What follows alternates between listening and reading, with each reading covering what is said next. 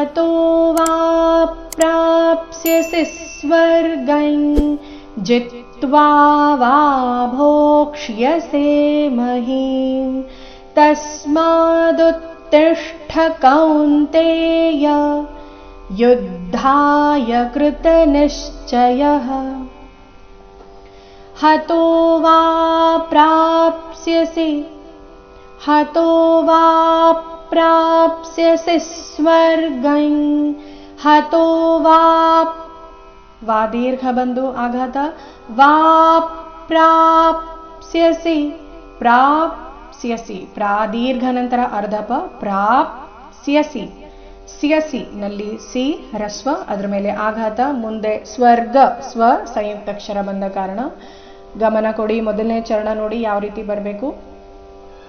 ಹತೋ ವಾ ಪ್ರಾಪ್ಸ್ಯಸಿ ಸ್ವರ್ಗಂ ಜಿತ್ವಾ ವಾ ಭೋಕ್ಷ್ಯಸೆ ಮಹೀಂ ಜಿತ್ವಾ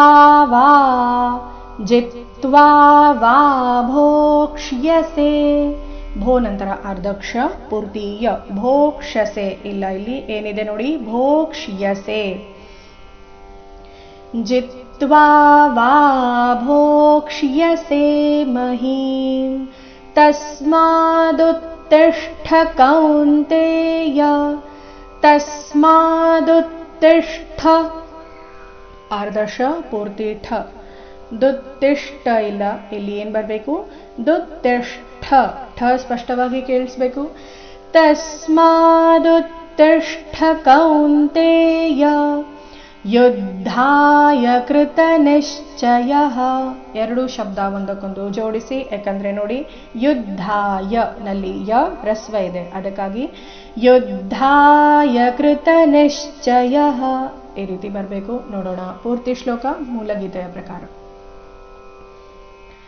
ಹತೋ ವಾ ಪ್ರಾಪ್ಸ್ಯಸಿ ಸ್ವರ್ಗಂ ಜಿತ್ವಾ ವಾ ಭೋಕ್ಷ್ಯಸೆ ಮಹೀಂ ತಸ್ಮಾದುತ್ತಿಷ್ಠ ಕೌಂತೆಯ ಯುದ್ಧಾಯ ಕೃತ ನಿಶ್ಚಯಃ.